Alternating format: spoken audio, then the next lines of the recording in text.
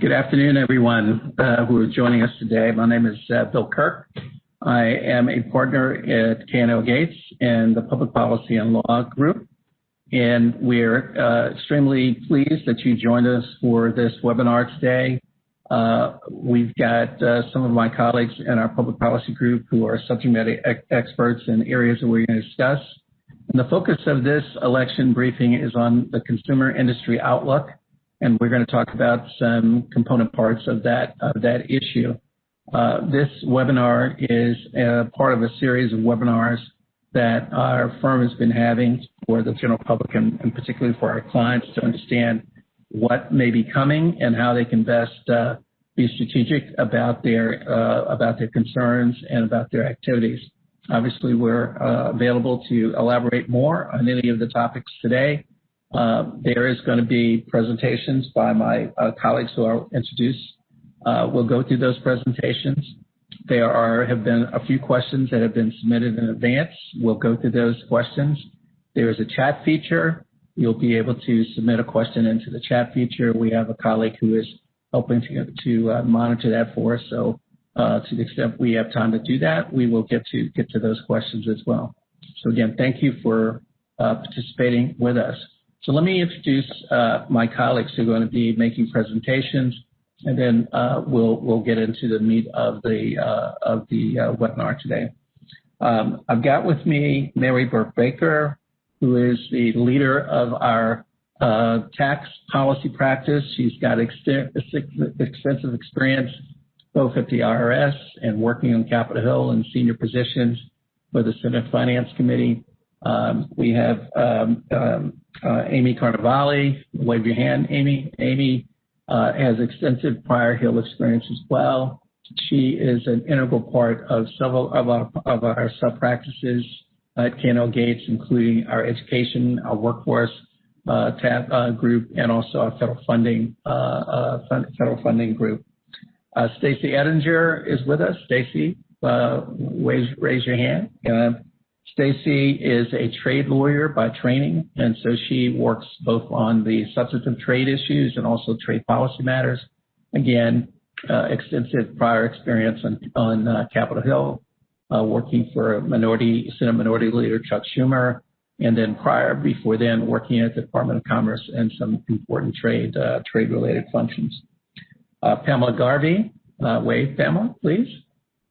Pamela is a member of a public policy and law group. She concentrates a lot on things that are before the Senate Commerce Committee and the House Commerce Committee, and that includes transportation, things derivative of transportation, things that are in their jurisdiction.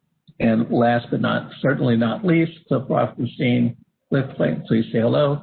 Cliff is a senior colleague who works in environmental matters, in particular environmental energy matters, also has a substantial experience having to do with infrastructure, transportation related activities. He's also a Hill veteran, very important roles on congressional committees, and also worked in prior administrations at the Department of Transportation. So those are our distinguished panelists. I'm going to moderate. I've got a few questions that I'll pose to them, a few points. But what we like to get started with is kind of level set this and just have a quick review. Let me take you to 2 or 3 slides just to review where we are and what we can expect to the framework will be going forward next year. So this slide just is it's pretty clear. The election results as they stand right now. Being conservative, former Vice President Biden has 290 electoral votes, depending upon what happens, certification in Georgia today and some other states, it could be more. And the president has 232. It takes 270 in the Electoral College to prevail. The most important thing that I would look at in this slide, obviously, is where the distribution of the red and the blue. It depicts a country that is divided. And that notion of division, that notion of whether or not we'll be able to get together and come to compromise and go forward, I think that'll be a theme that you'll hear from several of our colleagues. Could I have the next slide, please? Now, looking at various, the two chambers, how does the current balance of power? Based on the election results right now, we have 48 Democrats and 50 Republicans. There are the two yellow dots are indicating, well, not the two yellow dots, but we all know that there's going to be runoff elections in the state of Georgia in early January. We have an unusual situation where we have two Senate seats that are up, and depending upon the outcome of those elections, will either decide whether or not the, excuse me, I'm coughing, I'm sorry, will decide whether or not the Senate is 50-50 with the incoming Vice President-elect Kamala Harris being on the deciding vote, or whether or not the Republican Party will continue to control the Senate, albeit narrowly. Let's go to the next slide, please. This slide just goes through and summarizes a little bit more detail what I told you. I think all these slides will be available for you. We can make them available.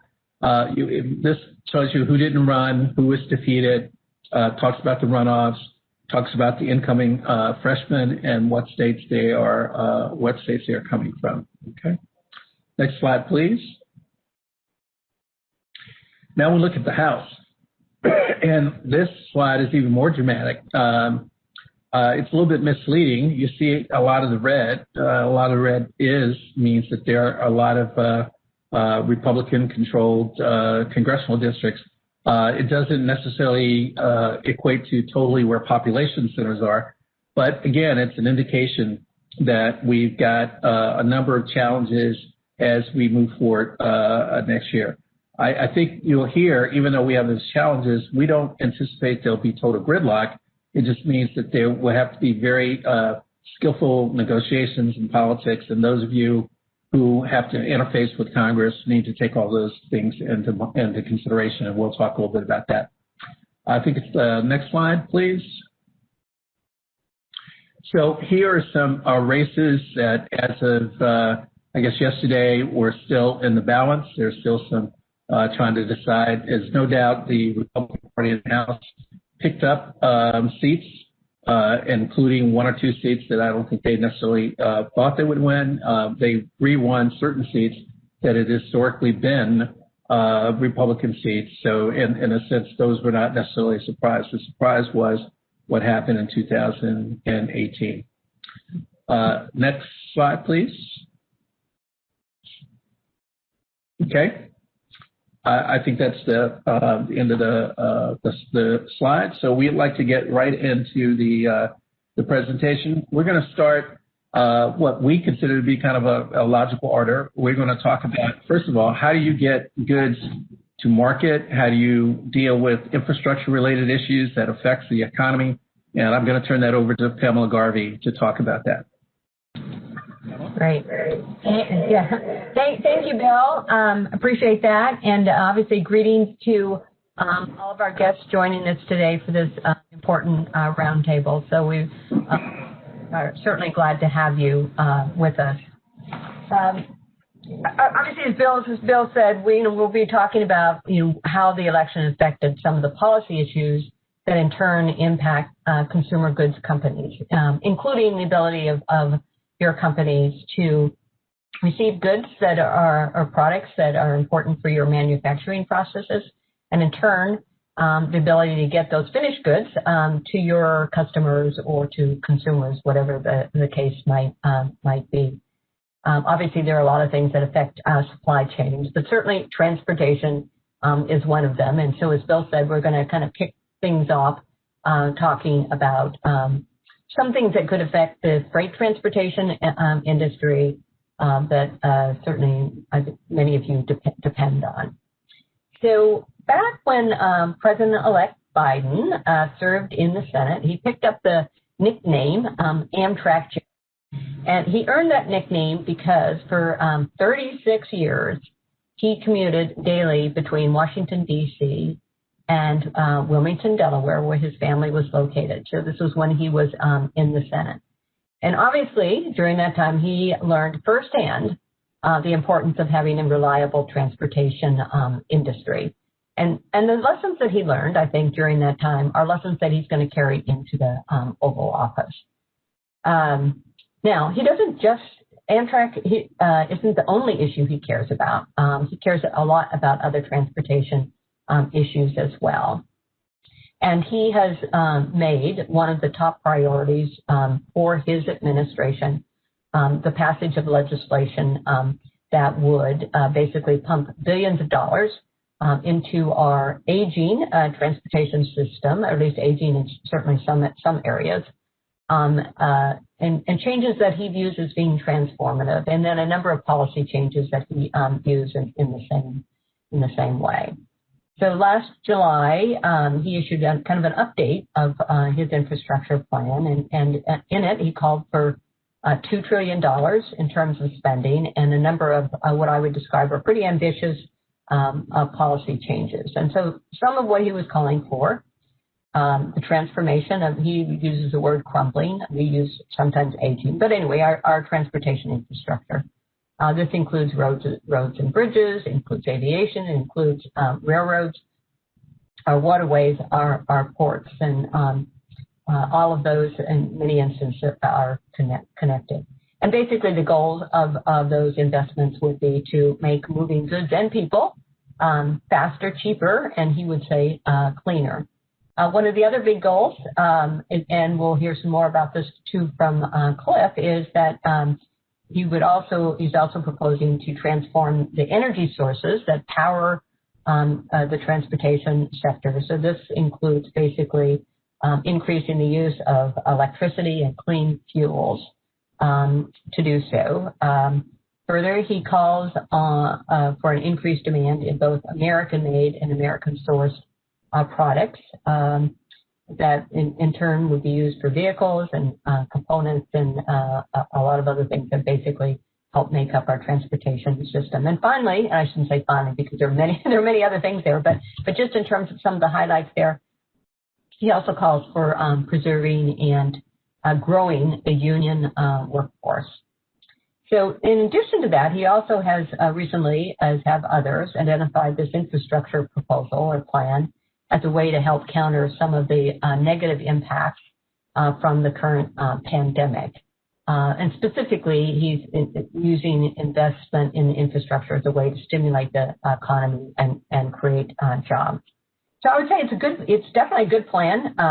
It's one I think most Americans would support in some form or fashion because I think it could certainly help eliminate some of the bottlenecks and the congestion that all of us encounter in terms of moving both people and products across the country.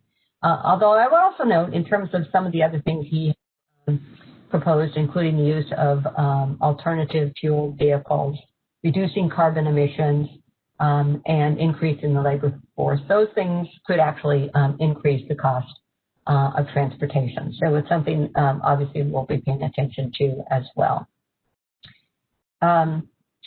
Although a good plan, I have to say, with the Republicans holding the Senate, or at least in looking like they're going to hold the Senate, and clearly picking up seats in the House, there is the possibility that this plan could face some headwinds. So one of the things, and Mary's going to talk about this in more detail, is President-elect Biden has proposed, of course, increasing taxes on corporations and individuals to help pay for a number of the other programs and policy changes that he would like to see implemented when he becomes the president. However, he didn't propose any specific pay-fors for paying for his infrastructure plan. He's going to need to do that, frankly. And I personally would love to see him propose an increase in the gas tax and to basically index that to account for inflation. Now, obviously, this is not a new idea. It's been around for a long time. It could, of course, face some challenges again with the Republicans in control of the Senate. But Republicans, at least some Republicans, also support a gas tax increase. And certainly like the U.S. Chamber of Commerce, which clearly leans Republican, has in the past and continues to urged Congress to pass a gas tax to pay for badly needed infrastructure needs. However, I don't know what President-elect Biden is actually going to do, because as some of you may recall, when he was vice president and Mr. Obama was the president, the president, then declined to impose, or to support, I should say, a gas tax or any version of it to pay for infrastructure. And the reason it was is because Mr. Obama had promised during his election effort that he would not impose additional taxes on the middle class. And basically, they viewed it, he and others viewed the gas tax increase as doing exactly that. So in terms of Mr. Biden, he has said in terms of his proposed taxes on individuals that he would not increase taxes on anyone making $400,000 or less. Now, I don't know whether that defines the middle class or not, but anyway, it certainly could impact his thinking in this area. But clearly, we're going to need some pay-fors for this legislation, and probably a variety of pay-fors that, again, we can talk about in more detail later. So that obviously complicates a little bit in terms of getting something moving along. Another complication I have to say is that his infrastructure plan, it lays out a lot, some good high-level goals and some details, but there are a lot of areas where it doesn't have details, and those things need to be filled in. And since Mr. Biden wants to move legislation very quickly, so not really very much longer after he is in office, that means he's likely to have to borrow from some of the provisions that were included in H.R. 2, the Moving Forward Act that passed the House last September. That bill actually is a $1.5 trillion, although not all of it would go towards transportation infrastructure. But it does include like $300 billion for bridges and roads and $500 billion for other transportation network improvements. However, it also includes a number of Green New Deal provisions that many Republicans don't like. It includes some other provisions that some members of the freight transportation industry don't like. So, for example, not long after that bill passed the House, the Association of American Railroads issued a statement that said, and I'll quote it here, this would jam the gear in reverse for railroads by mandating policies that ignore the industry's tremendous efficiency advancements over the years. Now, they didn't say specifically in that statement what they're referring to, but I think I have some pretty good ideas on that. Among other things, the legislation would mandate two-person crews for all locomotives, railroad locomotives. It also would prohibit railroads from moving LNG, and it would direct the GAO to do an investigation and to report back to Congress on the impacts of something that some of you I know are familiar with, but it's called precision scheduling railroading, and it's a model that's recently been adopted by most of the major railroads. It clearly has helped the railroads improve their operating efficiencies, but it also has resulted in a number of furloughed employees and has frustrated some shippers, and he has frustrated some communities as well, because one of the results of this model is longer trains that sometimes block grade crossings. So that, of course, drives everybody crazy. We'd also say that because the plan, somewhat unusually, was not a bipartisan plan, or I should say legislation, it was really put together without the input of Republicans. And so there were a number of provisions, including ones intended to help streamline the environmental review of projects, simply were not included in the legislation. So there are a few complications, obviously, in terms of this legislation, but clearly you should not assume that there is not going to be infrastructure legislation. We certainly think it's going to happen. It is an area that generally enjoys bipartisan support. So despite those other Republicans holding on to the Senate and picking up seats in the House, we think it although some of the funding provisions certainly will be challenged, and some of the other provisions, we certainly think that it could lead to bipartisan legislation. But again, without some pay-fors, it will be a smaller bill, and certainly smaller than that envisioned in the Biden plan for infrastructure, and again, included in the House bill. I also just note in terms of some of the objectionable provisions, like the two-person crew issue, which again could certainly make the railroads less efficient and increase their costs.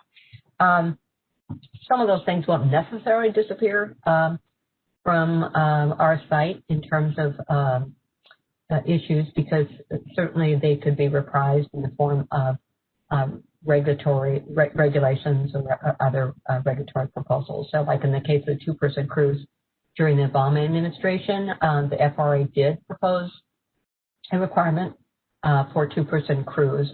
It ultimately was blocked in the courts, but I would not be surprised to see it or some version of that resurface. So just in ending, I would say if your businesses are impacted in any way by the issues raised by this legislation, certainly it's a good time to be starting to talk to the Biden transition team and certainly members of Congress. So thank you. I'll turn it back to you, Bill. Well, thank you so much, Pamela, for that.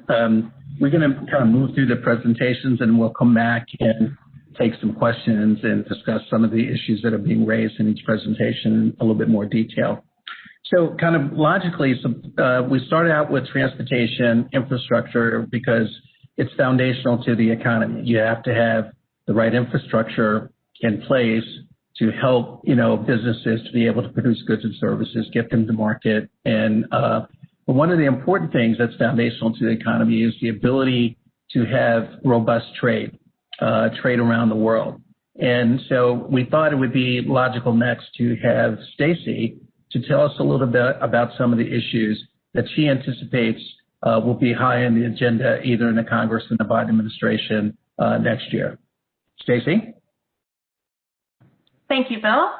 Good afternoon, everybody. I am going to touch on basically 4 issues. I want to talk about the trade policy shift under Biden, the ticking time bombs that the current administration has set up for the Biden folks, the Biden agenda going forward on trade issues, and as I go through these, I'll try and sort of highlight what I think are some what this means for the consumer industry.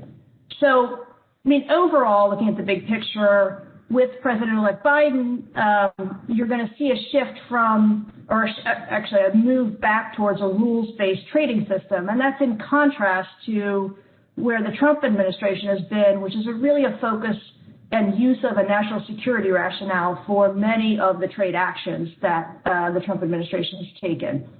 So, one of the things, again, that the Trump administration has teed up are tariffs. And, I call these, it's not the only ticking time bomb, but it is one of them. And so President-elect Biden is inheriting sort of a wide range of tariffs and all of the constituencies on both sides. So those domestic industries that are supportive and in many cases, sort of the downstream consuming industries, manufacturing industries, and consumers themselves that does not inure to their benefit. I will say one thing that will be constant is that there will not be a change in the policy of being tough on China, but there will be a change in the tone and the rhetoric. Now, let's talk about the tariffs. One of the sort of ticking time bombs is the China tariffs, which at the moment covers virtually all imports from China. There have been exclusions granted, so there are many, many products that companies applied to have excluded from application of China tariffs. However, the Trump administration has set up a ticking time bomb by making all of those exclusions expire on December 31st. And, it puts, obviously, President-elect Biden's not going to be sworn in until January 20th. And so you're creating definitely a crisis for importers who either they're not aware or, they need to understand that there's not going to be anything that's going to be done about that, at least until the Biden team gets in place. You have other tariffs, again, that are continuing. And those are tariffs that involve imports from Europe, whether it's related to, at the moment, mostly related to a dispute over subsidies to Boeing versus Airbus. We have new tariffs that are coming very soon on imports from France, which mostly impacts makeup and luxury handbags.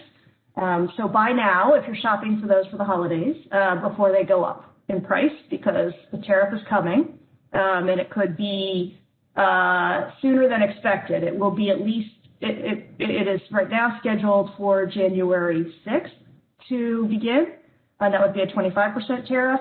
But there is talk the administration is going to move forward and act sooner. And again, this becomes a ticking time bomb because there's nothing that the Biden folks can do about it until after President-elect Biden is sworn in.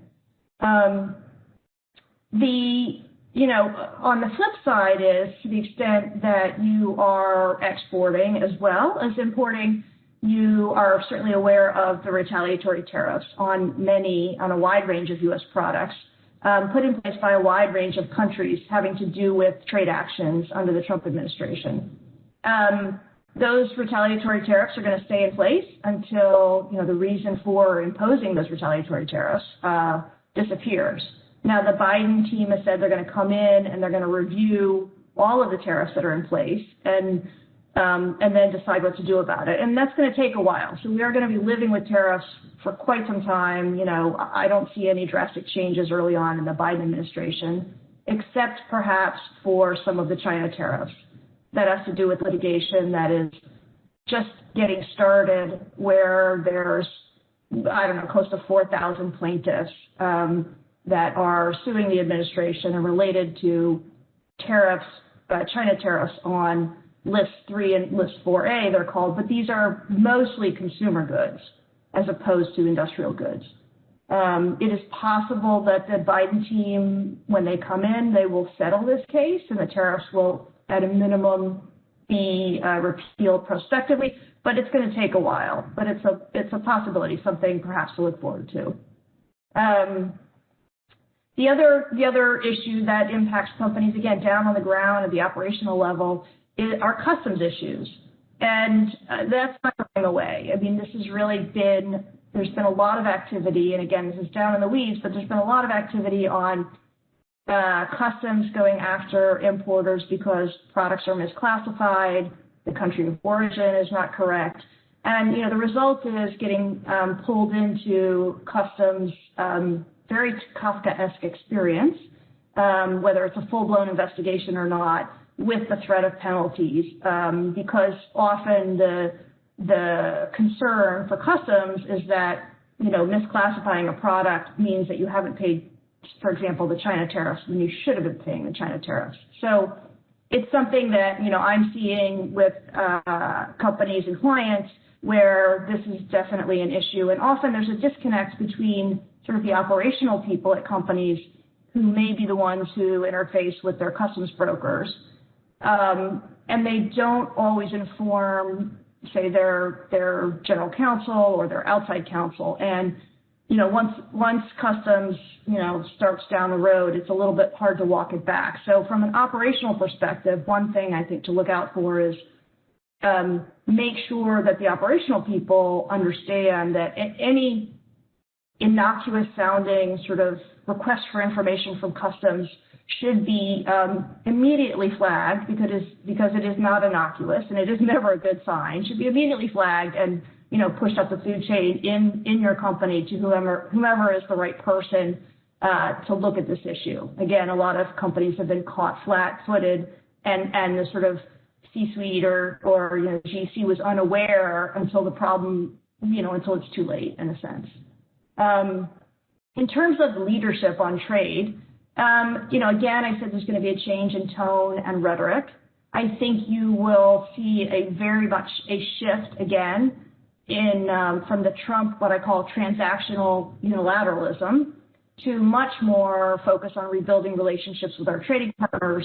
And again, really pulling back on the rhetoric, toning it down, and trying to reset those relationships and go back to sort of policies that are more coherent and stable so that our trading partners can feel that we are treating them in a way that is a partnership instead of consistently taking unilateral action.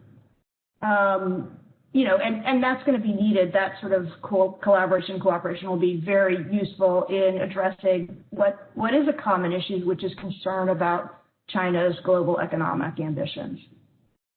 One thing in terms of, again, from a consumer industry perspective is this administration has somewhat ignored the global standard setting organizations and has let China get out in front on many of those standards. And, this is not necessarily good if you have China being the driving force in setting standards on all kinds of products. And so there's a hope that the Biden administration will get refocused and realize that it actually is important for the United States to represent our industries and our standards in those organizations. And last but not least, and Pamela mentioned this, and I know Mary's going to talk about it as well, there's a focus, the Biden economic agenda is a focus on bringing back supply chains and revitalizing American manufacturing and innovation, and on a push for Buy American. This is going to relate to government procurement, but also federal funding, whether it's with respect to infrastructure projects, but other types of manufacturing, tech manufacturing as well. And so I think there are opportunities for, as that legislation, moves through the process, whether it's a Recovery Act or stimulus, whatever we call it, there's opportunities to ensure that your industry, or if you're starting up a new manufacturing facility, perhaps has an opportunity to benefit from potential federal funding. And I look forward to future questions, and I will turn it back to you, Bill. Thank you. Well, thank you very, very much. Very provocative, some important issues there.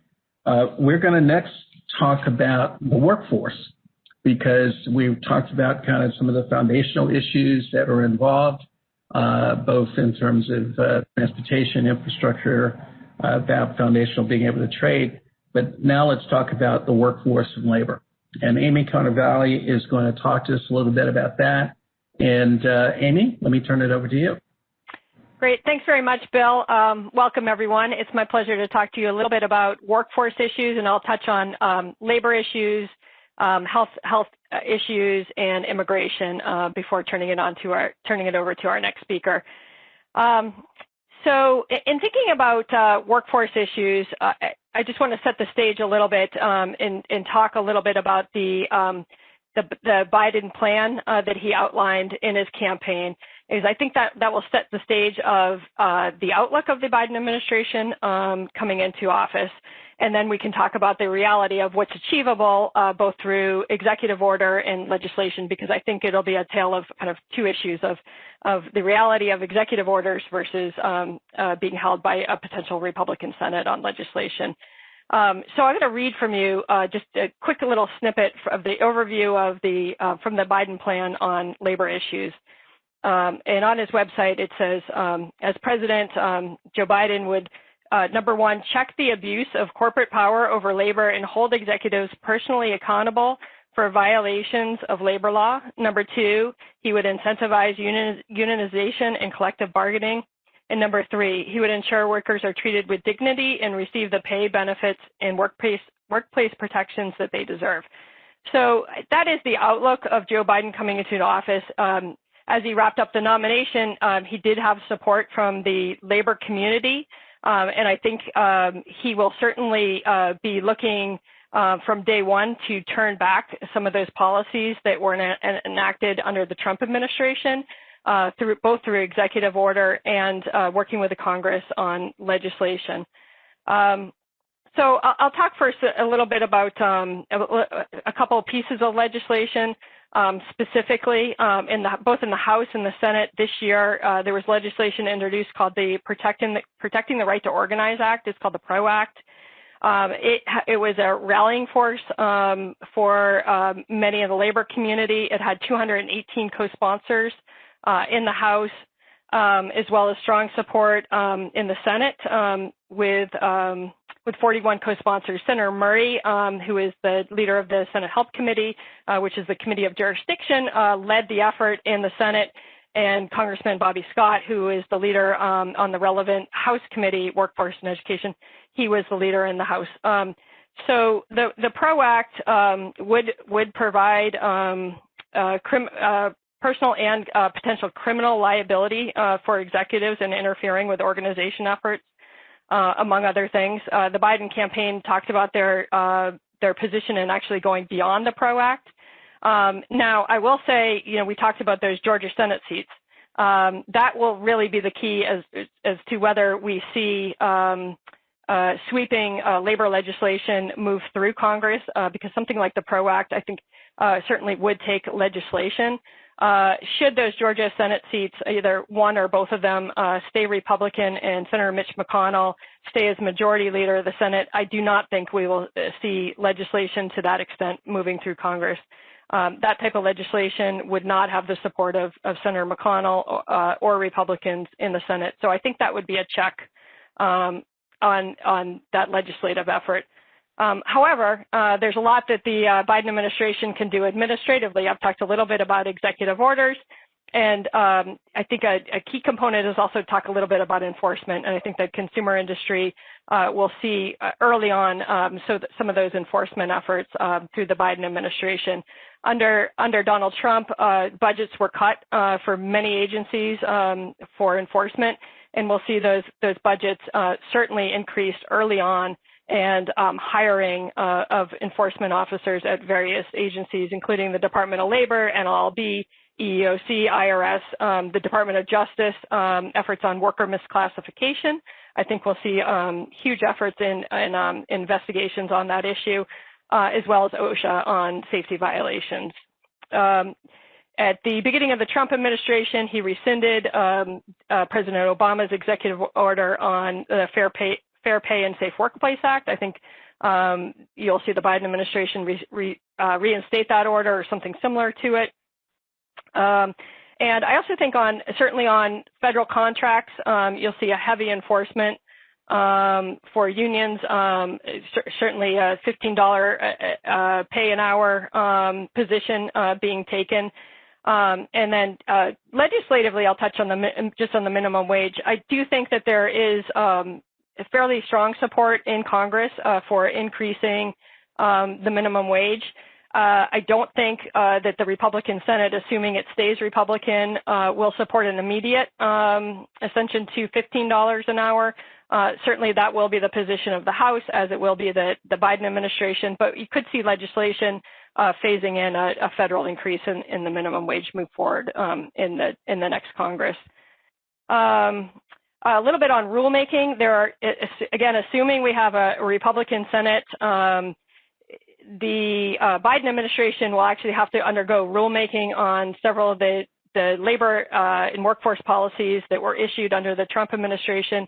Probably one of the biggest was, of course, the joint employer rule. And so you will see, I do expect you'll see the Biden administration move fairly quickly to issue rulemaking on that, on the joint employer rule. Again, that will take something on the order of probably 6 months to receive notice and comment before something on that can be finalized.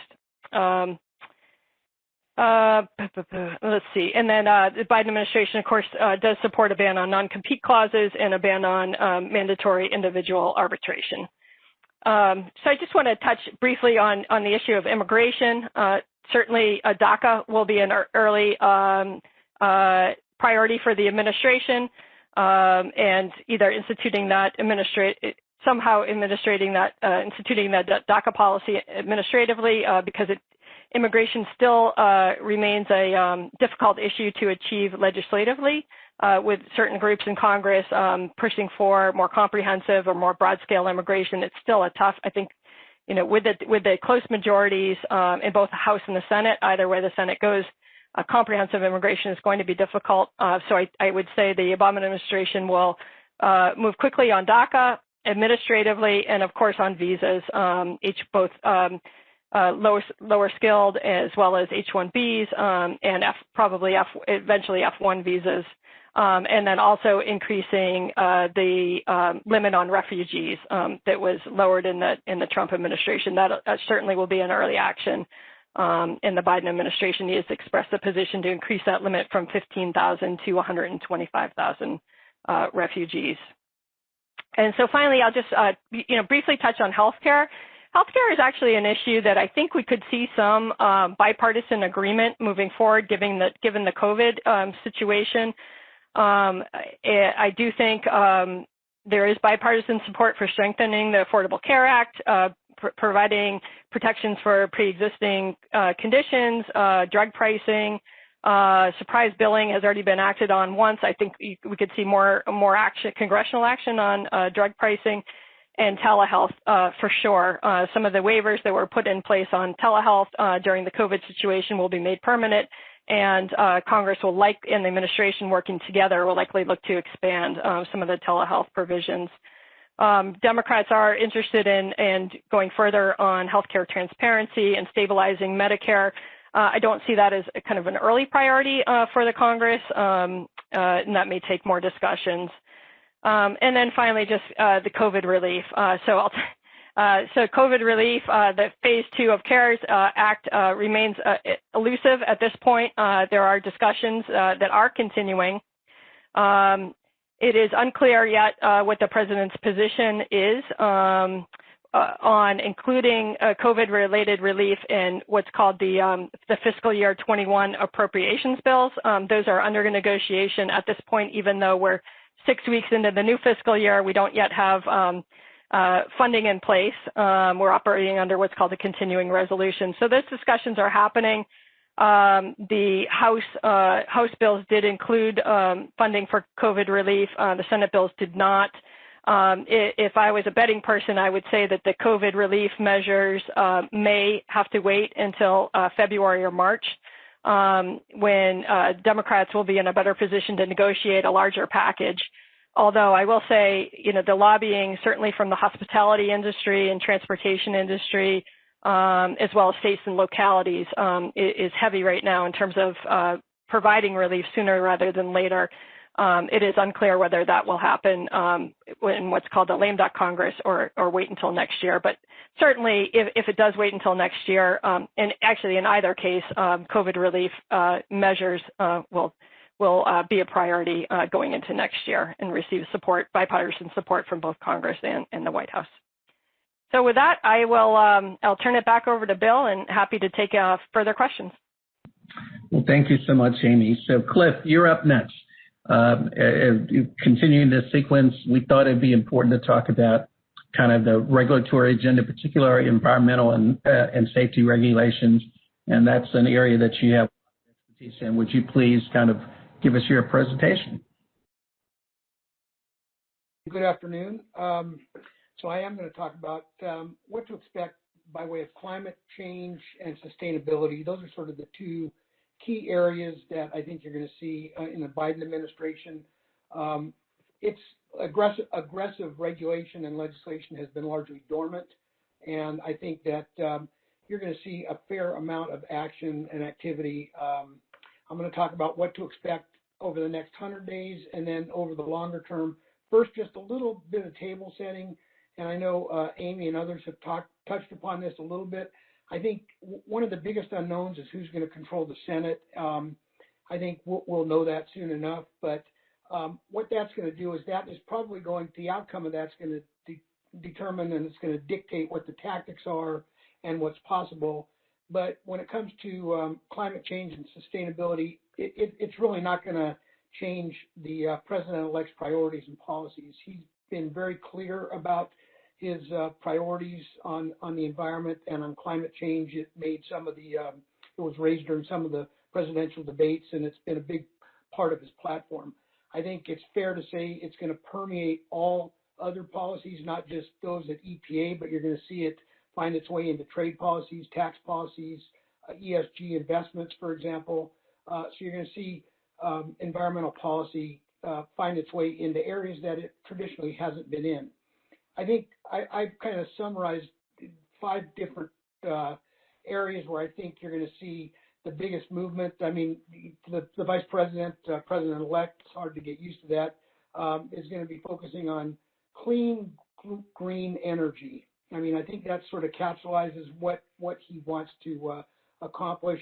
How he gets there is going to be a matter of, legislation and regulation. But there's really 5 parts to that, I think. One is reducing carbon pollution, methane emissions, greenhouse gas emissions, as well as traditional pollutants like hazardous air pollutants, ambient air pollutants, water effluent, and other pollutants. Transitioning from fossil fuels toward renewable and a net zero energy sector by 2050.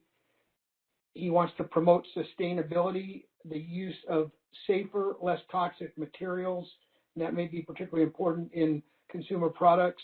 He wants to promote recycling and a circular economy, so that products don't find their way into landfills. He wants to incorporate environmental justice into environmental policies. So he's going to look at environmental policies in the lens of who it's impacting, and he wants to write the policies in a way so that the environmental justice communities are protected.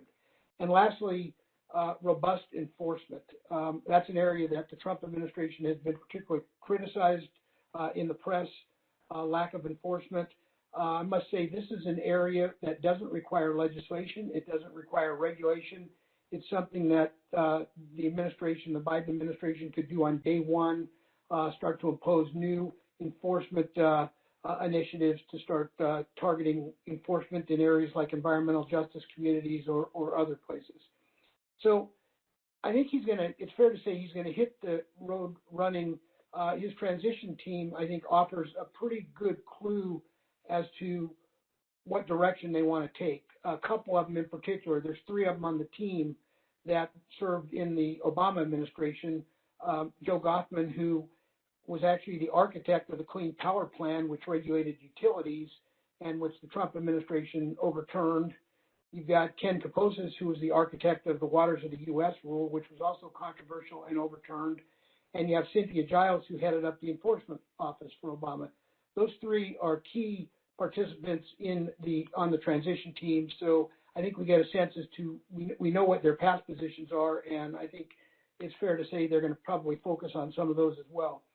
So over the first 100, I think you're going to see the president-elect take an all-of-the-above strategy, which includes executive orders, reversing some of President Trump's regulations, or at least trying to, and starting the process for doing that, proposing some new regulations, and advancing legislation. But I think if you're going to have a divided Congress where the Senate is controlled by the Republicans, you're less likely to see comprehensive climate legislation.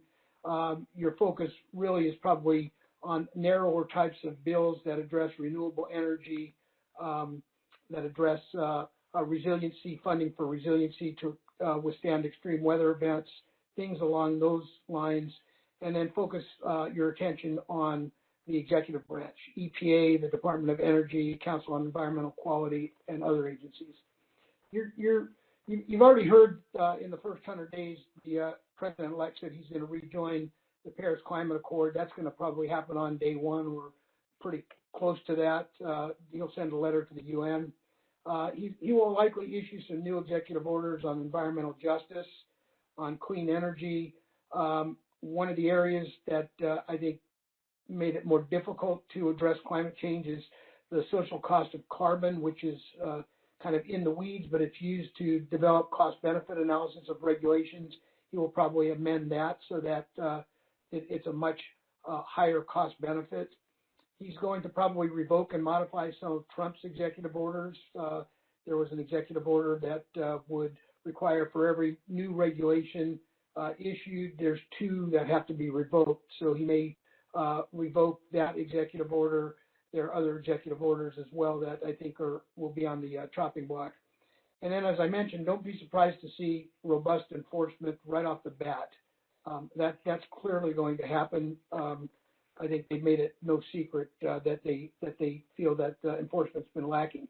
And then there are a number of President Trump's regulations dealing with climate in particular that are winding their way through the courts.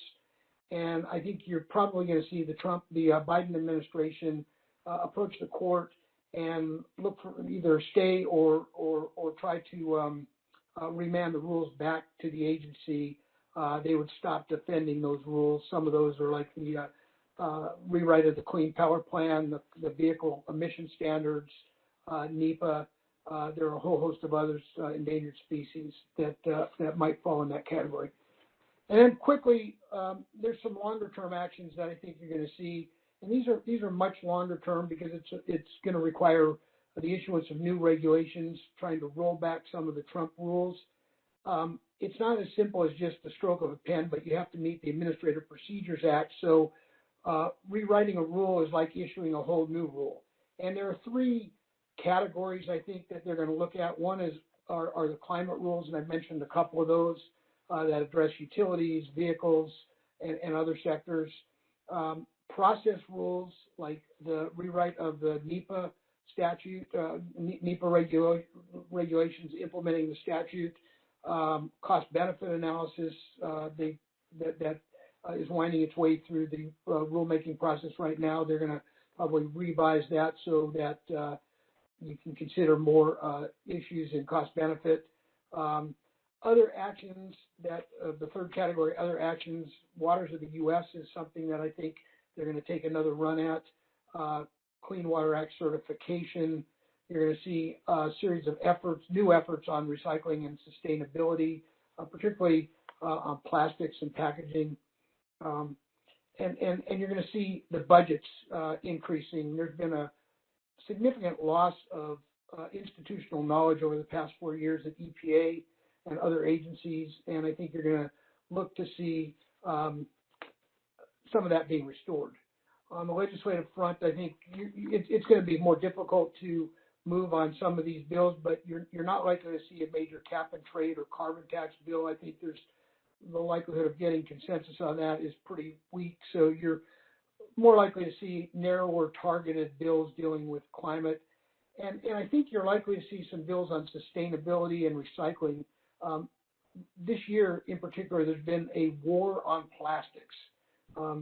Every other day there's an article about plastics finding their way into the ocean, and there's probably a dozen bills now that deal with plastics and plastics recycling in one way or another, and the use of plastics and the use of other forms, other materials in packaging. So I think you're going to see a resurrection of some of these bills next Congress, and you may see some of these actually advancing. And then let me just conclude in terms of what all this may mean for the consumer industry specifically. I think you may see some mandates or incentives to reduce your environmental footprints. You may see requirements to set science-based targets for reducing your greenhouse gas emissions. You may see requirements for the use of sustainable packaging. As I said, there's a number of bills out there that deal with that. You're likely to see some regulations or some legislation that would require reducing your waste footprint and increasing recycling, and importantly, designing your products in a way that can be recycled, that use less toxic substitutes, like PFAS right now is one that I know is in the crosshairs of a lot of folks. Those are going to probably be banned. And you're likely to see that. And then you're likely to see an emphasis on water infrastructure and water conservation. So that may be coming down the pike. So let me stop there, Bill. I know we're running late, but there's going to be a lot of activity that could be impacting your industry. Well, thank you, Cliff. So we've got about, I'd say, 15 to 20 minutes left, and batting cleanup, to use a sports analogy, is Mayor Baker. She has the enviable role to tell us how all of these initiatives are going to get paid for. And it's usually through the tax system, both the taxes and appropriations. So, Mary, why don't you take 7-8 minutes or so and talk about how you see the tax issues playing a role going forward. Thank you.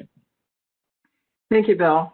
I prefer not to think about it as cleanup, but saving the best for last, which I think tax is. So good afternoon, everyone. Thanks for tuning in and hearing our thoughts on what's going to be happening in 2021. And I am focusing particularly on what is going to happen tax-wise in 2021. And I'm going to start out by kind of giving you my executive summary. We're running a little long on time, so I just want to make sure that you have the takeaways, and then I will go into more detail. And I will say, as a top-line matter, a lot of what's going to be happening in tax policy depends on the results of the Georgia elections. If Democrats take both seats in Georgia, then Democrats will be able to pretty much run the boards on their tax policy and implement the Biden plan to the extent that Nancy Pelosi can get the progressives in the House and the more moderate or conservative Democrats in the House to come together. There could be infighting within party as well as between the parties. But if Democrats do not take both of those seats, then we are looking at a mixed Congress where the Republicans will be in control of the Senate, and that means any tax legislation will necessarily have to be the result of negotiation and compromise. And as a result, we're much less likely to see any sort of tax policy changes at either end of the political spectrum. The second thing I want you to take away is that don't assume that if we have a mixed Congress that nothing happens in tax policy.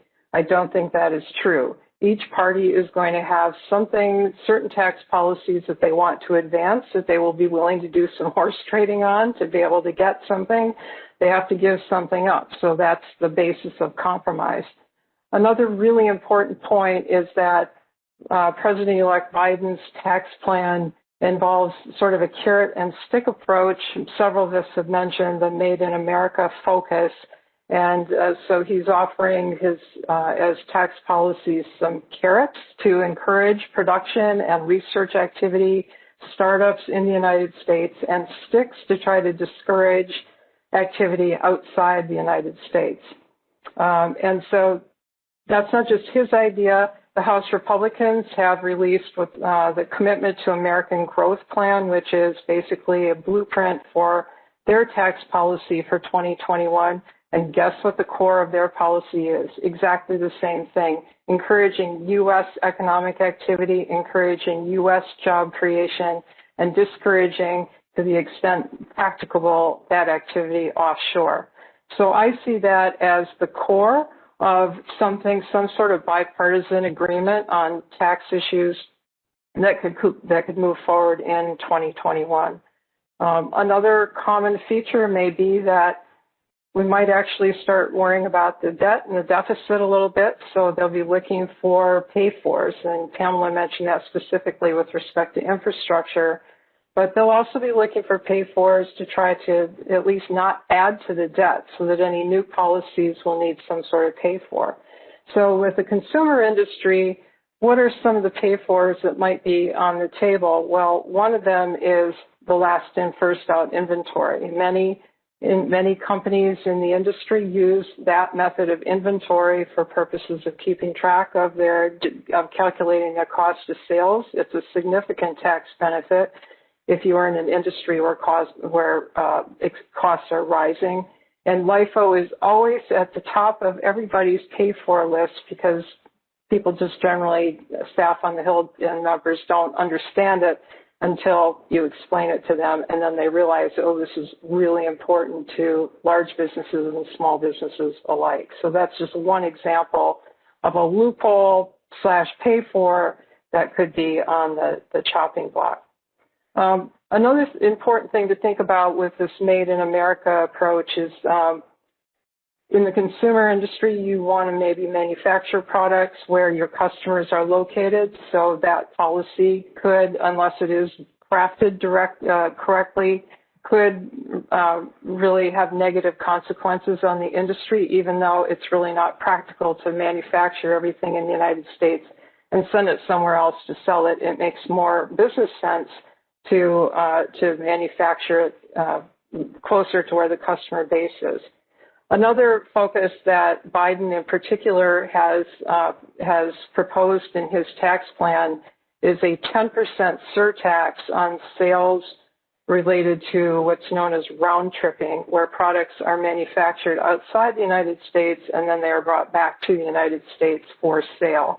That's known as round tripping. He would propose to impose a 10% surtax on those sales in order to discourage that practice. Finally, the other takeaway that I want you to keep in mind is it's not just about U.S. tax policy, it's also about international tax policy. We're probably all familiar that the OECD has been working on some sort of a digital tax regime to try to fend off all of these unilateral digital taxes that various countries in the EU are unilaterally passing and are kind of on hold waiting to see if the OECD can pull together 140 countries in order to come to an agreement, some sort of a global approach to taxation of the digital economy. The OECD approach is of particular risk to the consumer industry because it would tackle business to consumer sales. Those would be, the idea would be that there would be taxation in the target country where the customers are located, not just where the products are manufactured. And businesses would lose their ability to kind of decide where they could locate certain operations in order to be the most tax efficient, i.e. keep taxes as low as possible. And Cliff mentioned plastics is kind of a hot thing. The EU has proposed a plastics tax on plastics that are not recycled in order to raise both what are called own resources, just resources the EU has at its disposal, and also to help pay for COVID relief. Unlike the United States, other areas of the world are actually trying to pay for COVID relief. And another EU proposal is to tax, it's a carbon border tax. So if a product is being imported from a country that doesn't have as strict controls on emissions as the country that's importing the product, there could be a tax imposed on that product at the border. So if you're manufacturing in a jurisdiction that doesn't have tight emissions controls, that could be an additional tax that you would be facing as you are exporting your products to other countries. And I'm just going to focus real quickly now that you have the executive summary, and I know that we are watching our clock here, so we have some time for questions. But as I mentioned, another important point about the Biden proposal, in my opinion, it's a little bit passive-aggressive because he would want to encourage Made in America, but on the other hand, he's proposing to increase tax rates on just about everybody and everything except individuals making $400,000 or less. So that includes the corporate marginal tax rates. He would take them up to 28%. He would increase the top individual rate to 39.6%, which is important if you are a partner or shareholder in an S corporation. He would double the minimum, the GILTI tax rate, which operates effectively as a minimum tax on CFC income. He would impose a minimum tax based on book income. If you don't have any regular income tax, then based on your book income, there would be a 15% tax.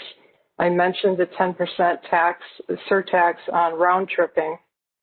So all of those, whether it is, an actual increase in a tax rate or an increase in the effective tax rate by jiggering around with the way these things are structured, that's a lot of different opportunities for tax increases, which, again, if we have a mixed Congress, I see very little chance that most of those will take place.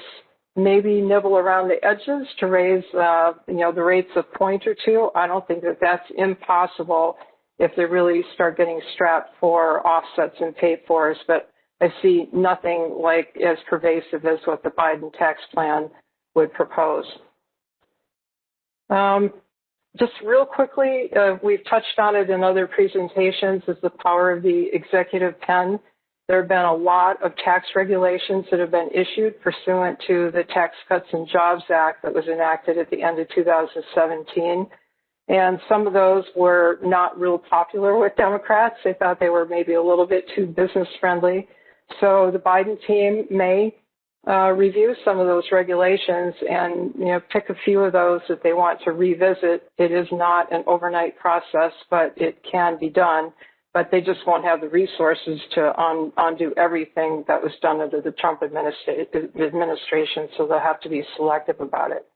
And finally, how tax administration works is going to be impacted by who is the Treasury Secretary, who are the senior officials at the National Economic Council, the Council of Economic Advisors, senior positions at Treasury, who's the IRS commissioner, will he keep the IRS commissioner, who normally just will transcend administrations, or because this current tax IRS commissioner was involved with turning or not turning over Mr. Trump's tax returns to the House Ways and Means Committee, will they thank him for his service and look for another IRS commissioner?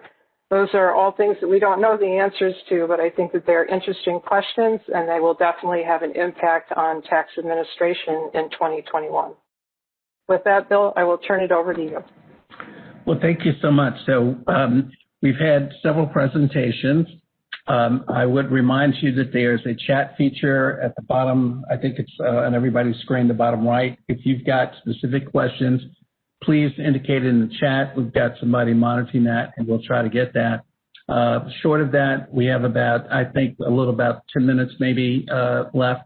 I'm just going to pose a couple of points for the panel. And so for the entire panel, my colleague panel, and you can decide who wants to go first.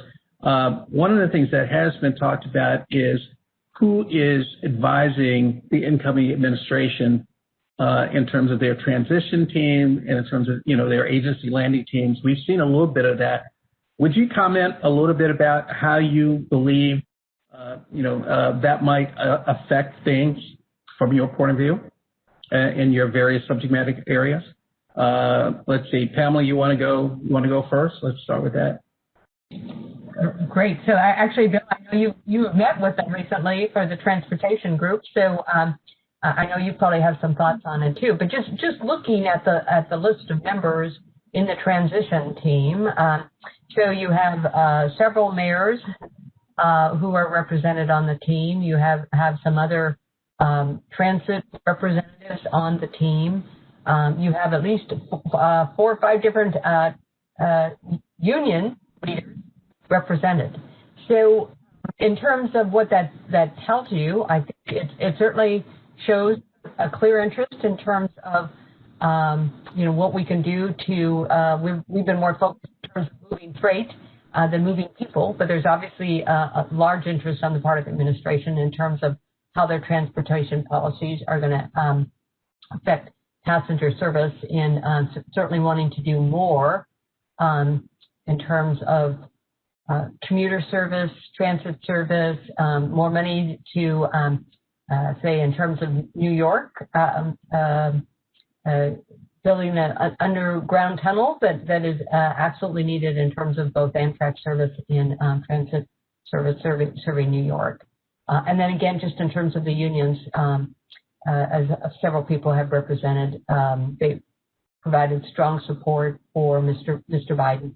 And he certainly wants to consult with them in terms of some of the transportation policies that they care about and would like to try and impact.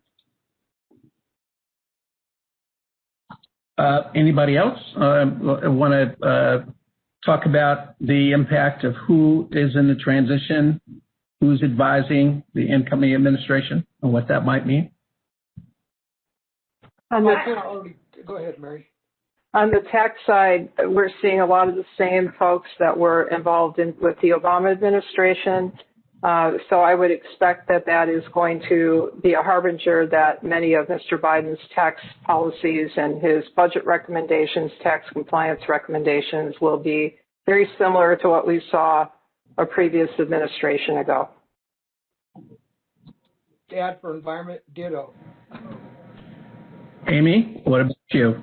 Yeah, same for labor issues. So it's headed up by Chris Liu, who worked in the former Deputy Secretary of Labor in the Obama administration, and heavy presence of both sort of more the progressive think tanks as well as the unions and the transition team for labor issues.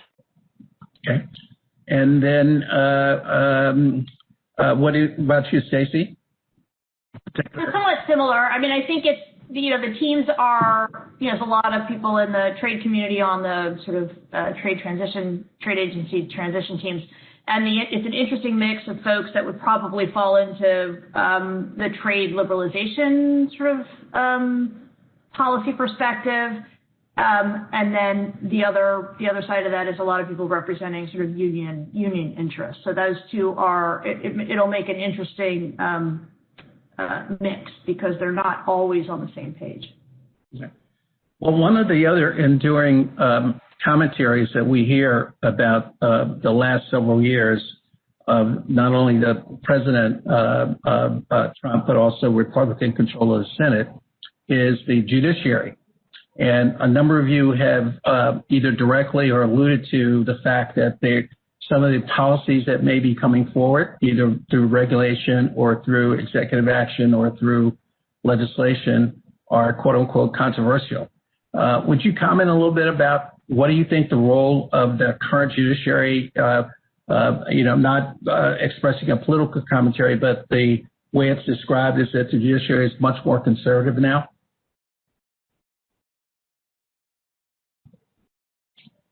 You want to talk a little bit about that, Amy, when it comes to workforce issues? You mentioned, looking at worker classification, other kinds of things. What do you think the role of particularly the federal judiciary is going to be? Well, I'll just comment, certainly it's no secret that Senator McConnell, as leader of the Senate, has prioritized judicial confirmations and nominations over the last 4 years. It's kind of a running joke in D.C. is, kind of what's the Senate doing this week, and it's judicial nominations. So it's hard to kind of underestimate the extent to which the federal judicial landscape has changed over the last 4 years, because that has been a focus of Senator McConnell. So to the extent that issues that we do see issues get to the federal judicial level, I do think it's a bit of a different dynamic because of the way that has changed over the last 4 years, and both in terms of workforce issues and healthcare issues. Of course, an early test of that at the Supreme Court will be the Affordable Care Act, which I do think will survive without the individual mandate. So that'll be kind of an interesting test at the Supreme Court. But I will say it certainly the judicial landscape has changed a lot in the last 4 years. Well, I don't see any questions in the chat. We have a couple more minutes. Do any of my colleagues want to comment about that in the areas that they cover a lot, about the role of the courts? Okay. I guess I would just say that there's a doctrine, Chevron deference, where they provide deference to federal agencies. What we've been hearing is with the change in the makeup of the Supreme Court, there may be less deference given to the agencies going forward. And that could be particularly important with EPA, because historically they've gotten a lot of deference. Okay. Well, listen, it's been I think, a really good conversation, and thank everybody who has been participating and listening in. The information that you heard discussed here is this session is being recorded. There's additional information that you can find on the K&L Gates firm website. We have a link to a section we call Eye on the Election 2020. There's a lot of information there. There are other reports of other webinars that we've had on related topics. In addition, on our website, we have something called the Hub. If you go to the Hub and look for issues, you can get some very detailed discussions of a number of issues that may be relevant to your company or your business activity or to your industry. So we want to thank you so much. I want to thank my colleagues for taking the time to participate in this. thank everybody for joining us. And with that, we will wrap up. Thank you, everyone.